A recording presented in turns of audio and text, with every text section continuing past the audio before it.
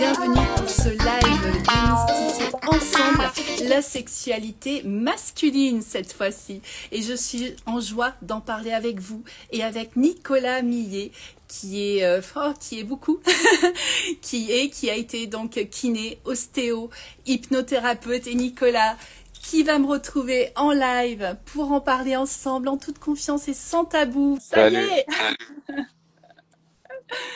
Coucou Nicolas. Coucou. Ah bah ça y est, on est connectés, donc je disais pour une trentaine de minutes ensemble. Et on va tenter de démystifier la sexualité masculine. Alors tu sais que c'est un sujet que j'ai abordé avec Nadège Lefort, mais pour la sexualité féminine. Et merci à toi, un grand merci voilà, d'avoir déjà pris contact. Hein. On s'est rencontrés via Instagram. Et puis, de nos échanges, nous est apparu ce sujet. On s'est dit, tiens, ça peut être chouette que ça soit abordé ensemble, hommes-femmes ensemble. Donc, Nicolas, Oui. est-ce que tu peux déjà peut-être dire 2-3 mots de toi? J'ai donné 3 mots. Moi, j'ai dit ostéo, Ouais. kiné, Ouais, hypnose et en fait un comme tu l'as passionné dit. d'accompagnement. Ouais, comme tu l'as dit, moi j'ai commencé ma carrière comme kiné et ostéo. En fait, j'ai toujours été passionné par l'humain et ses fonctionnements. Alors, ça a commencé par les fonctionnements physiques, biologiques et autres. Et plus je fréquentais la douleur, plus je fréquentais les maux physiques et plus j'ai vu qu'il y avait quelque chose derrière. Et j'ai eu l'occasion de me former à l'hypnose il y a 5 ans maintenant. Et j'ai complètement switché ma pratique en ne faisant plus que de l'hypnose aujourd'hui pour voir les gens, si tu veux, avant que ça s'exprime dans leur physique. Et donc passionné d'humain, donc passionné de relations humaines. Et je vois dans mes consultations tous les jours comme la problématique autour de la sexualité revient, est un symptôme ou un terrain d'expression, en tout cas, de beaucoup de mal-être relationnel. Et tu continues d'exercer en tant qu'ostéo-kiné aujourd'hui? Non, vraiment en dépannage, quoi. Mais c'est l'essentiel de ma pratique aujourd'hui, c'est l'hypnose, C'est l'accompagnement l'hypnose, donc ça c'est avec les. l'outil. Et Ouais, tu c'est l'outil. travailles essentiellement sur les sujets aussi en lien avec le couple, la sexualité, mais plus large que ça, le couple. Ouais. Et, euh, et d'ailleurs, Bah, sur tout, ton... tout type d'accompagnement. Hmm, Après, c'est vrai que j'ai une forte appétence pour le relationnel, donc j'ai beaucoup d'accompagnement autour du relationnel. hmm, Et on a mis en place avec mon amoureuse, qui est aussi thérapeute, là, un accompagnement de couple, une thérapie de couple, où on voudrait justement parler de la relation, parce qu'on n'apprend pas la relation, en fait. Et hmm. plutôt que d'attendre qu'elle aille mal, tu vois, c'est comme la santé physique, on attend souvent d'aller mal pour aller voir le médecin, ben de faire en sorte de prévenir et de travailler en amont pour exprimer le mieux-être, en tout cas, ou en tout cas tous ces potentiels dans la relation qu'on peut vivre, quoi.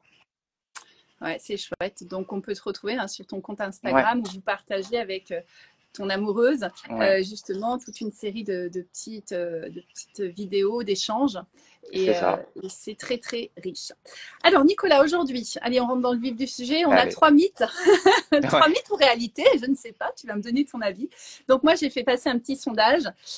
On aurait pu en lister bien d'autres, mais on a voilà, bien une sûr. demi-heure ensemble. Donc, le premier là qui me vient sous la main, c'est allez, c'est à l'homme de prendre en main la sexualité du couple ou la Ouais. sexualité. Hein. Est-ce que tu penses, toi, personnellement, que c'est davantage un mythe, une réalité, en sachant que il y a 87% des personnes qui Ouais, ont répondu que c'était un mythe, mais il y en a quand même 13% qui ont répondu réalité. ouais. Alors, je voudrais que ce soit un mythe, ou en tout cas, c'est un mythe qui est entretenu, justement. Comme on disait, on n'a pas d'éducation relationnelle, mais aujourd'hui, on n'a pas d'éducation sexuelle non plus. Dans les familles, ça reste quelque chose d'extrêmement tabou. La seule éducation sexuelle qu'on va à l'extérieur, une des seules références, malheureusement, je trouve, ça c'est un avis personnel, c'est la pornographie. Et la pornographie, elle exprime juste un point de vue d'homme qui, justement, prend en charge. Les femmes sont souvent montrées comme des choses passives où elles subissent quelque part la sexualité par l'homme, quoi. Donc, je voudrais que ce soit un mythe. Je voudrais que, justement, ces 87%, comme tu dis, ce soit ce que je rencontre en thérapie tous les jours. Malheureusement, et pour beaucoup de gens, ça reste une réalité, ou en tout cas une pression et un conditionnement sur lequel l'homme a la charge de la sexualité. La preuve en est que souvent, quand on parle sexualité, on va se limiter à une vision très phallocratique des choses, c'est-à-dire pénétration, éjaculation. D'ailleurs, même tu vois, quand on parle de sexualité, on va mettre en place des mots comme préliminaire, rapport, alors que pour moi, ça a aucun sens, quoi. Mm. On n'est Bah, pas en tiens, train de, on n'est pas en ouais. train de monter un meuble Ikea, tu sais, où il y a l'étape A, l'étape B, l'étape C. Et souvent, le rapport sexuel, il est montré comme ça dans la pornographie, qui Mm. s'interrompt à l'éjaculation, quoi. C'est le, tout ce qui va amener à la pénétration, il va se terminer à l'éjaculation. Mm.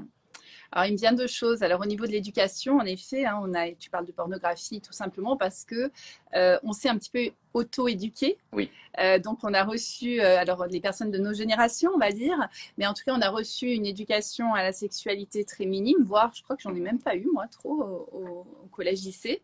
Et puis après, bah, on s'est éduqué comment bah, avec des images qu'on chopait à droite, à gauche, les cassettes qui traînaient du magnétoscope du papa ou de l'oncle, etc.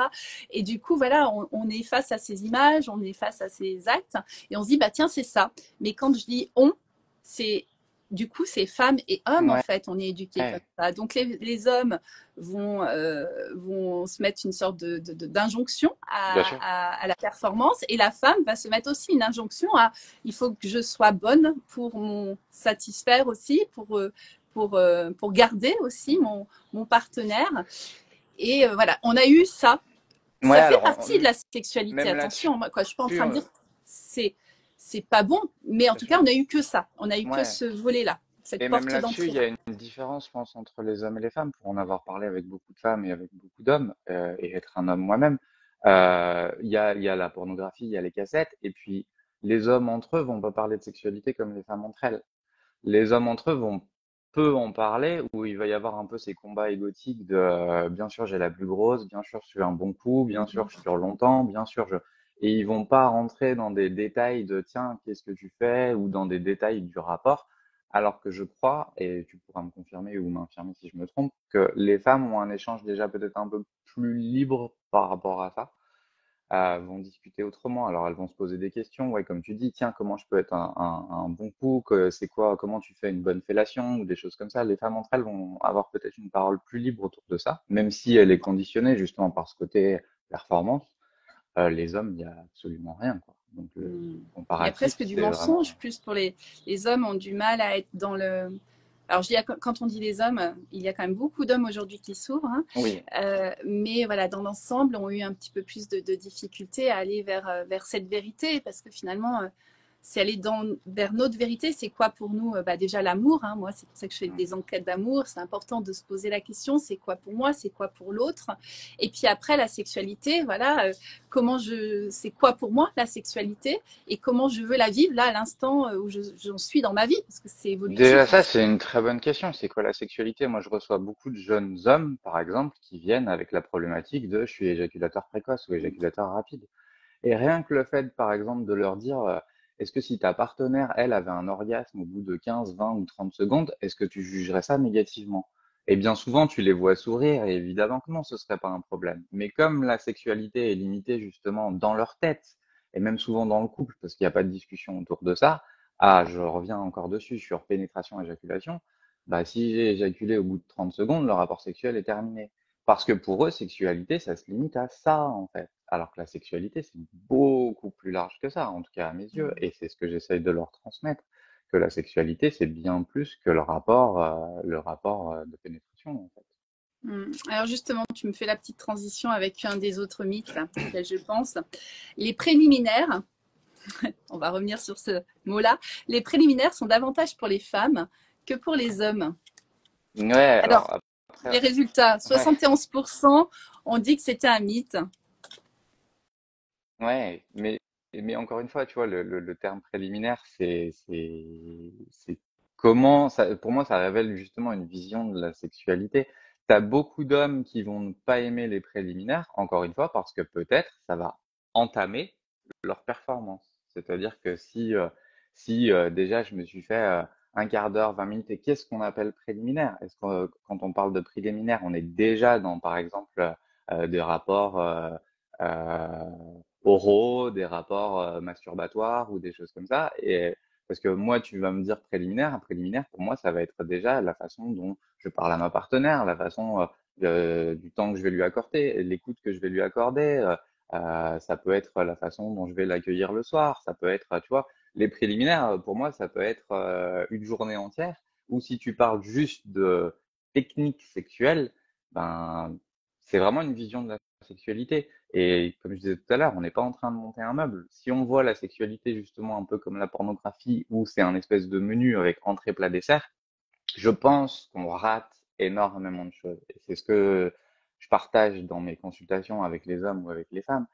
Pourquoi se limiter à une espèce de mode d'emploi? Pourquoi on fait ça? Bah parce qu'en fait, il n'y a pas de communication. Et en fait, l'endroit où il devrait y avoir le plus de communication, ben, en fait, c'est où chacun fait de son côté, avec ses conditionnements et ses images. Et en fait, ça donne une sexualité. Je crois que j'avais vu un chiffre dans un de tes lives précédents où c'était 95% des relations sont non satisfaisantes ou quelque chose comme ça, non? Je sais pas si je me trompe. Mais pourquoi elles sont non satisfaisantes? Parce que l'endroit qui Oui, devrait être c'est justement ça. le plus intime et le plus communicationnel, c'est là où malheureusement dans nos sociétés, et moi je le vois tous les jours, et même dans les gens autour de nous, c'est là où il y en a le moins en fait. C'est là où il y en a le moins. Et encore, faut-il, je reviens sur quand tu dis, voilà, c'est important de communiquer, hein. Mais quand on n'a pas l'éducation, tu vois, si on revient, on fait le lien avec ce qu'on a vu là tout à l'heure, on ne sait pas, en fait, on croit qu'on n'est pas normal ou on croit qu'on a un problème.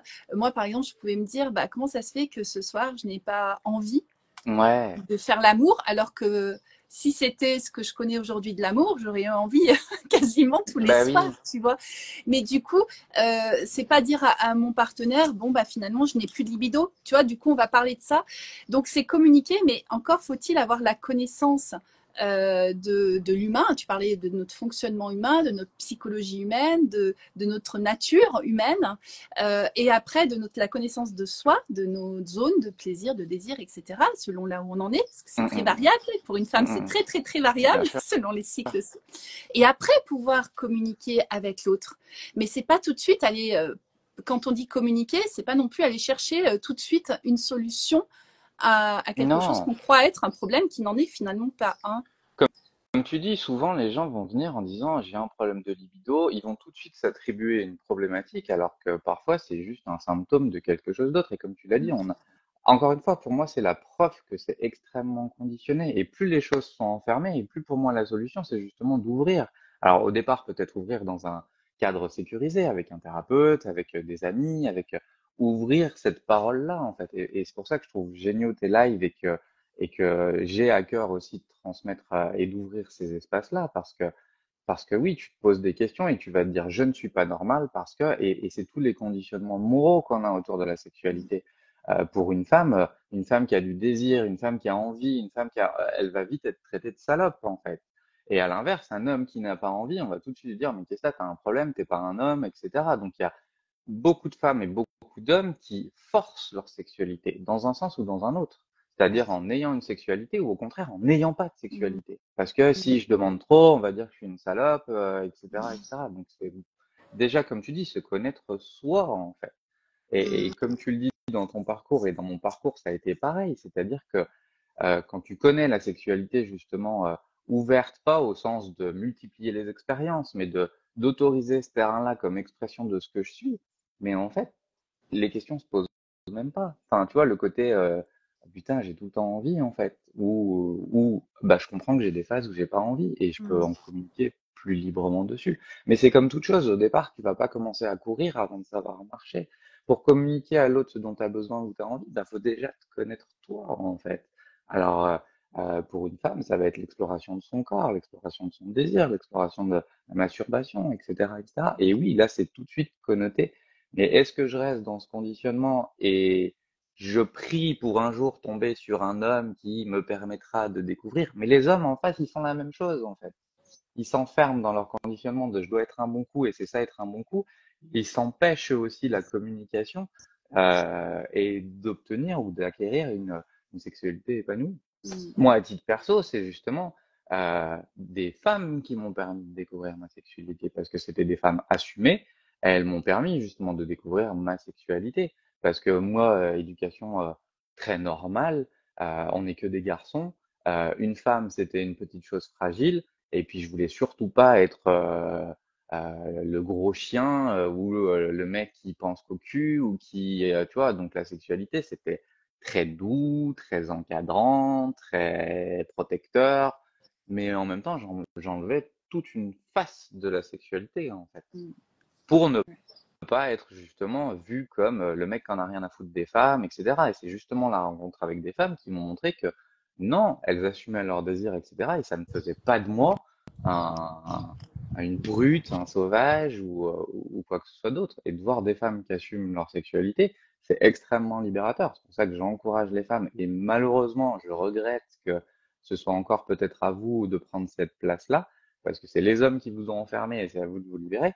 Mais allez-y, en fait, il y a des quantités d'hommes à qui ça fera un bien fou. Et les hommes, pareil, c'est une communication. Je prends l'exemple souvent de la communication, qu'est-ce que ça veut dire? Ça veut dire exprimer et écouter dans le même temps. Si vous voulez savoir si, la comparaison va être ridicule, mais si vous voulez savoir si un fruit est mûr, vous allez le palper. Si vous appuyez trop fort, vous allez l'écraser. Si vous l'appuyez pas assez fort, vous allez pas savoir s'il est mûr ou pas. Il y a dans cette stimulation d'écrasement en même temps une écoute de savoir comment ça réagit en face. Mm. Et dans la sexualité, c'est la même chose. Si vous voulez savoir si ça fonctionne ou pas, écoutez l'autre en même temps.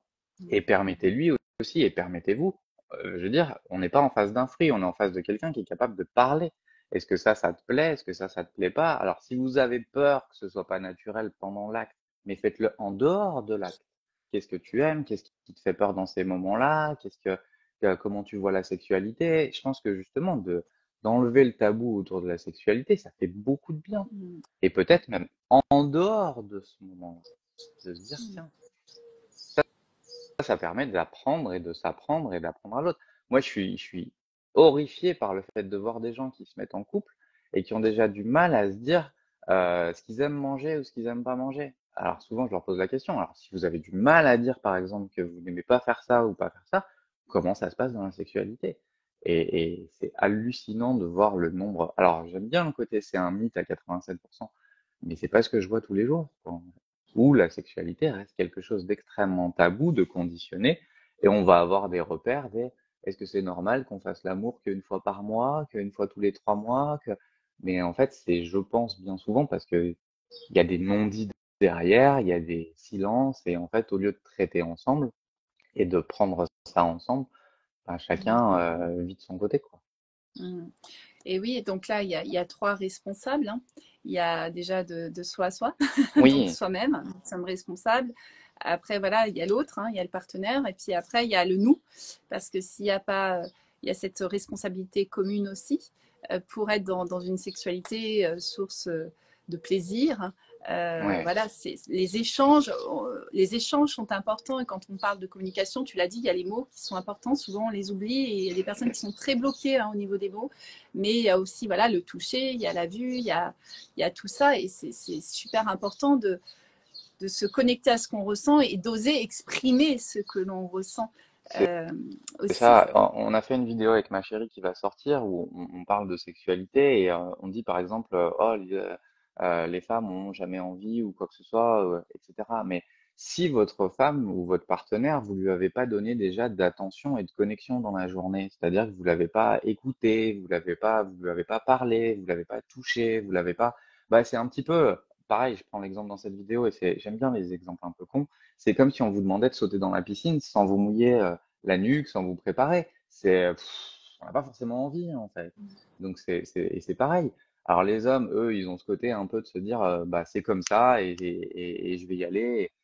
Mais ils vont se créer aussi des problématiques. Par exemple, les hommes, ils vont se dire, oh, putain, mais j'ai du mal à avoir des érections ou autre. Mais s'il n'y a pas eu de connexion, vous n'allez pas sauter sur le premier étranger et avoir une intimité, de vous dénuder devant lui, vous présenter sous des aspects qui peuvent être euh, un peu moins, vu de l'extérieur, un peu moins princesse ou un peu moins prince, bah, c'est justement quelle écoute, quelle attention, quelle connexion vous vous êtes donné, quelle confiance vous vous êtes donné. Si vous voulez que votre partenaire, que ce soit un homme ou une femme, se lâche dans la sexualité, mais si déjà dans la vie tous les jours, il peut pas se lâcher parce qu'il sait pas, vous n'avez pas forcément d'écoute, vous n'avez pas forcément d'attention, vous n'avez pas forcément d'intimité en dehors de ça, bah, c'est difficile de passer à l'intimité sexuelle directe, en fait.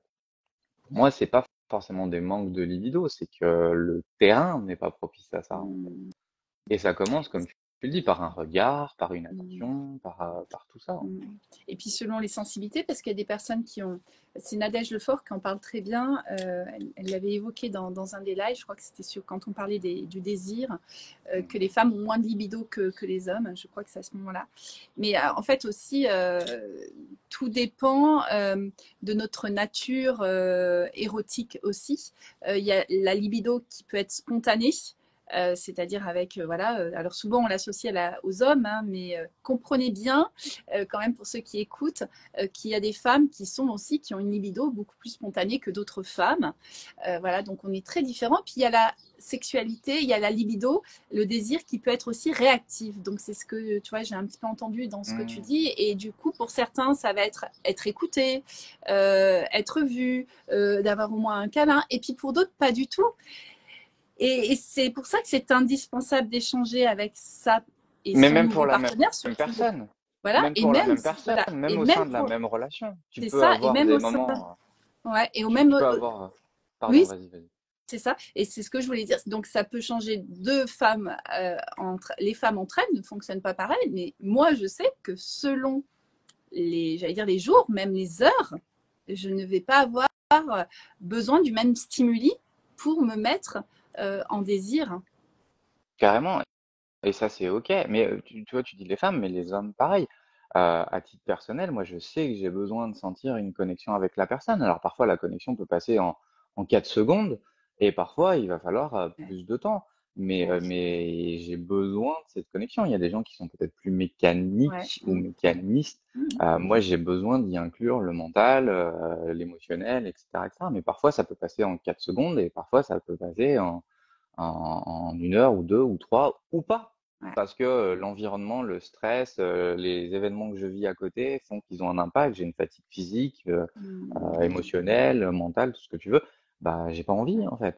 Et oui, bien sûr que les femmes ont ce côté hormonal cyclique qui va influer énormément.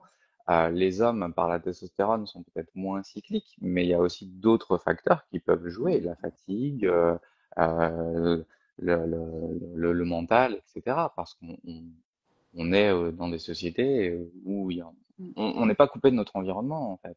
Et Ouais. l'implication neurologique joue aussi justement dans la sexualité. Notre système neurologique est impliqué dans la sexualité. Si déjà on est quelqu'un qui est en stress, etc., on n'est pas en disposition à la relation extérieure, donc on va pas être en disposition à la sexualité.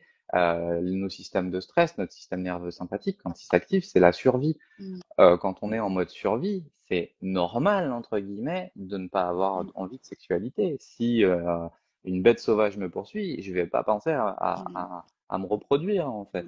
Donc, c'est aussi nos états neurologiques et de stress qui vont avoir un impact sur notre libido, plus qu'encore une fois, stigmatiser des éléments internes comme les hormones ou autres, etc. Donc, déjà créer les conditions, l'environnement extérieur, la relation à l'autre, la paix, la tranquillité.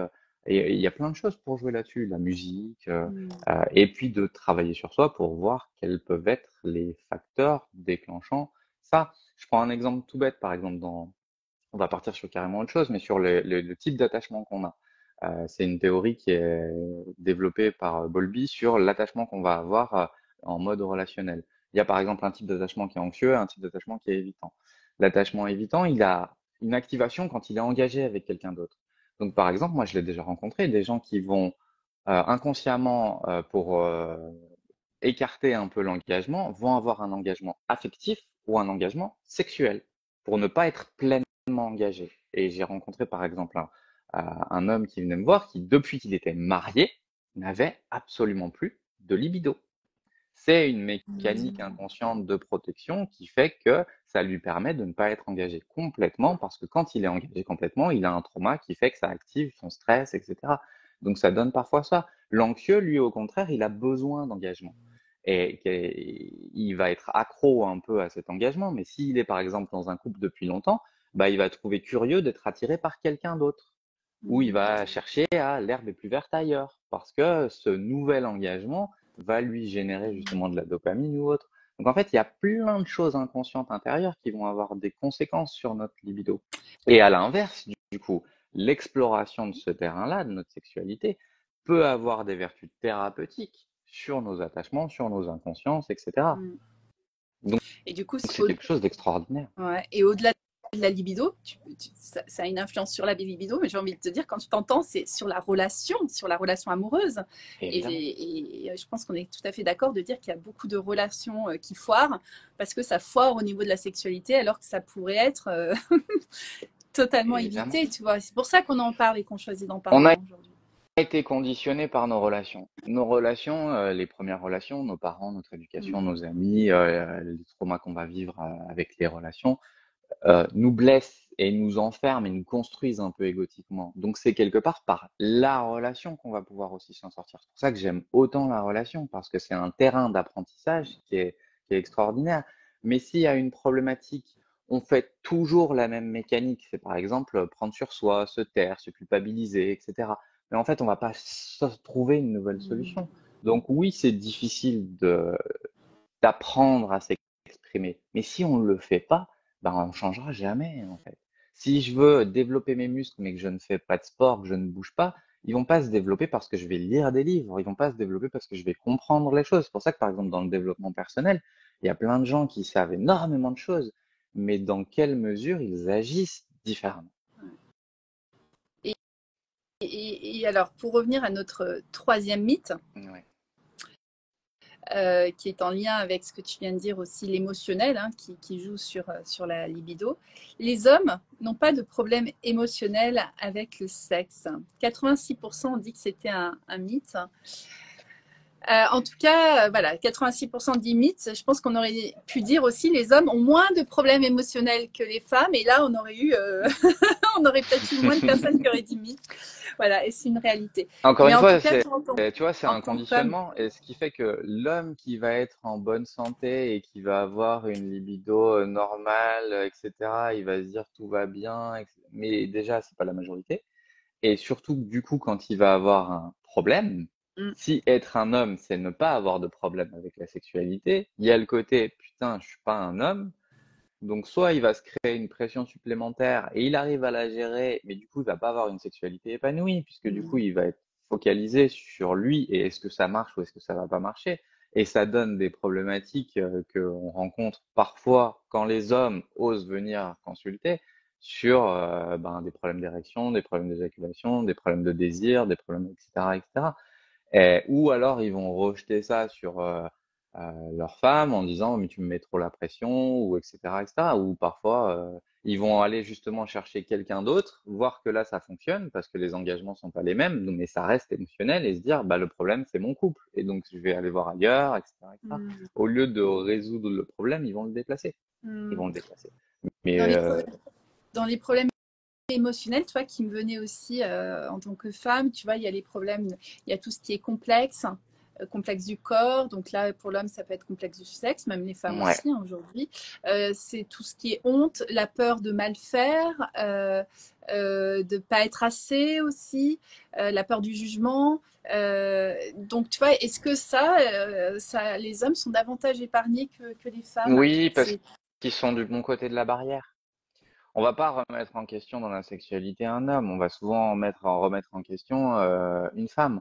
On va dire qu'elle est frigide, on va dire qu'elle est peine à jouir, on va dire que ou la femme pour ne pas être ça va être dans la simulation et etc. pour faire plaisir à son partenaire. Ou tu vois le côté la sexualité doit-elle être assurée par les hommes ou pas ou ce mythe-là. Combien de femmes, moi je serais curieux, euh, aujourd'hui dans leur relation, à la fin du rapport sexuel, par exemple, justement, je disais, ne sont pas dans cette vision pénétration-éjaculation, et si leur partenaire a éjaculé, combien demandent à la poursuite du rapport, en fait? Combien? Parce que, tu vois, par exemple, dans le cas d'une personne qui aurait une éjaculation rapide ou précoce, moi, je leur dis, mais en quoi c'est un problème si derrière, tu continues à fournir du plaisir, de la sexualité à ta partenaire? Euh, eh ben, en fait, il y avait une étude qui existait là-dessus qui disait, je sais plus les chiffres exacts, mais dans les rapports hétérosexuels, je crois que c'était de l'ordre de 50 à 60% de rapports qui étaient satisfaisants, alors que dans les rapports homosexuels, lesbiens, ça montait à 80-90%.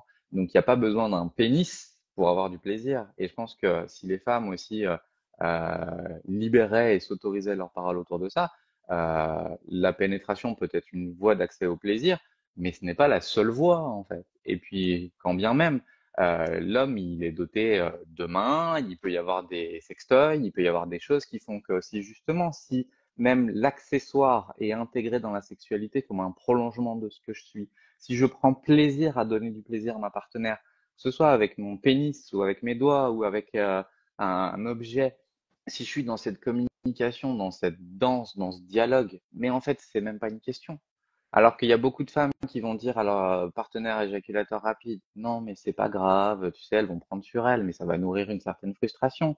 Et pour ne pas être la salope, elles vont rester avec leur frustration et ça va donner des couples qui vont rester 50, 10 ans dans une frustration et dans un silence que tout le monde sent. C'est ce qui fait que bah, les rapports sexuels s'étiolent, ça va être plus qu'aux occasions spéciales, une fois par semaine, une fois par mois, une fois par an, aux anniversaires, et on va se dire non, mais c'est normal, on est un vieux couple, c'est normal qu'il y ait une baisse de sexualité, etc. Non, je crois pas. Je crois pas. Si c'est pas choisi, je crois pas que ce soit une obligation, en fait. Ceux qui ont une sexualité épanouie, j'ai connu des gens de 70 plus, 80 plus, qui avaient une sexualité non pas quotidienne, mais qui était encore extrêmement fréquente. Quand quelque chose est satisfaisant, que ça nous plaît, que c'est un vrai échange, on a envie de le faire beaucoup plus souvent que quand c'est désagréable ou c'est ok, bon bah c'est ma mission. J'entends beaucoup de femmes qui disent bon bah c'est ma mission, de toute façon on est mariés, on doit avoir un rapport, bah voilà, ok, c'est fait, c'est moindre mal quoi. Mais c'est pas épanouissant. Et je peux vous garantir que l'homme de l'autre côté, il est aussi dans sa mission et il le dira pas de bah ok c'est la mission, je dois le faire et je le fais et voilà quoi. Ouais. Ouais, je crois que c'est si on n'avait qu'une chose à retenir, c'est ça, hein, c'est cette phrase de dire ce qui fait plaisir donne envie, ce qui est douleur et souffrance ou ennui ne Bah donne pas oui, envie. Et bah donc, oui.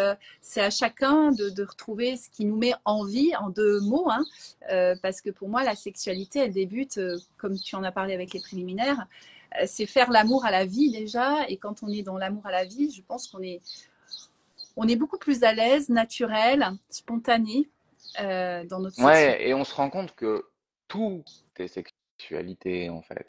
Ouais, Tout est justement, ouais, comme tu dis, cet amour à la vie, ce rapport à la vie, tout peut être sexualité en fait.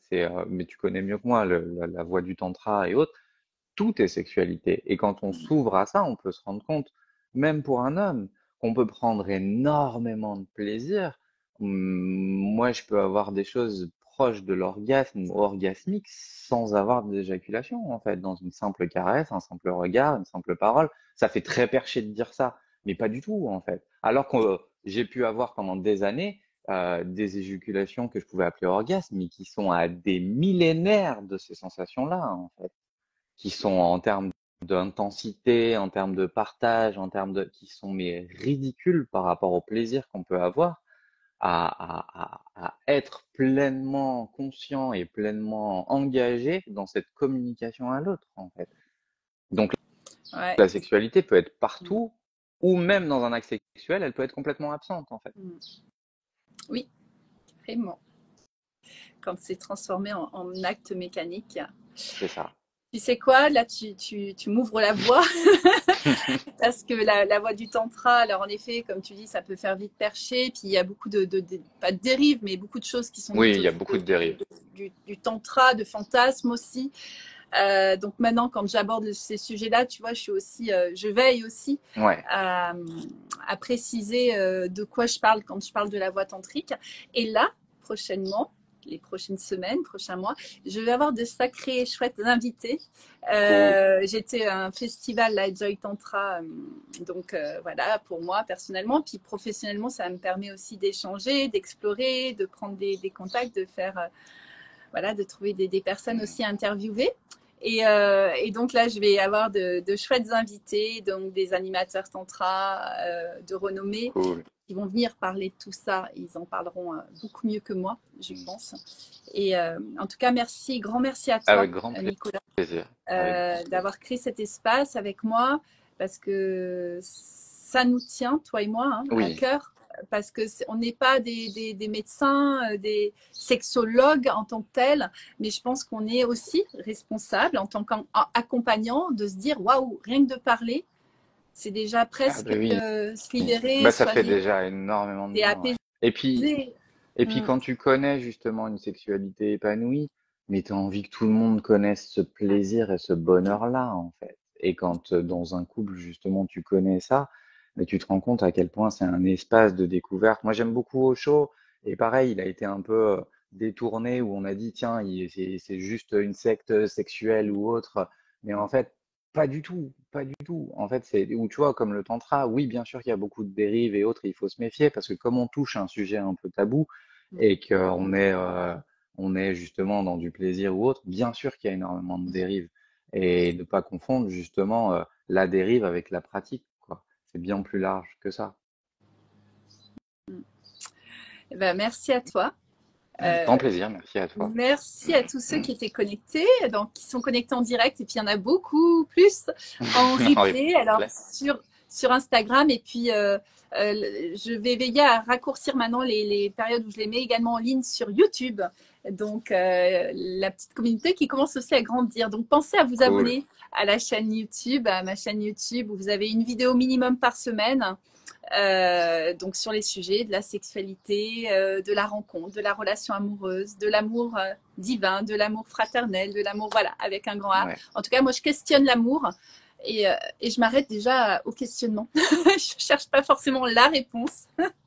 Mais je crois que c'est l'attitude la plus saine en fait. Il n'y aura pas de réponse toute stricte, déterminée et définitive quoi. Mais je crois que cette curiosité, c'est l'attitude la Ouais. plus bénéfique possible. Ouais. Et puis moi, c'est vraiment mon kiff de rassembler aujourd'hui des hommes, des femmes. Alors hier, tu vois, j'étais en rencontre TWI. Vous êtes invités aussi à me rejoindre hein, lors de ces rencontres. Une fois par mois, je me suis engagée à prolonger un petit peu ce que je propose en contenu gratuit, du coup, hein, sur les réseaux sociaux, mais dans un espace plus privé. Et tu vois, on commence hier, il y avait une dizaine de personnes connectées en direct, hein, hommes, femmes, Cool. et mixité. Super.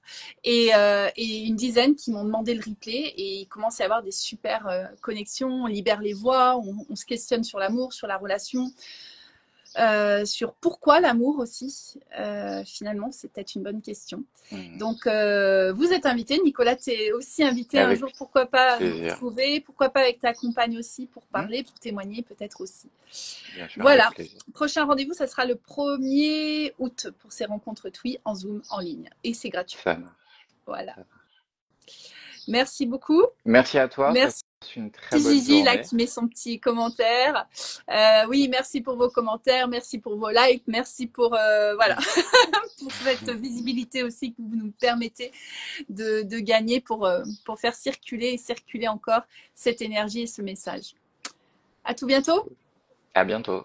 À bientôt, belle Salut. journée à tous. Salut. Ciao, ciao.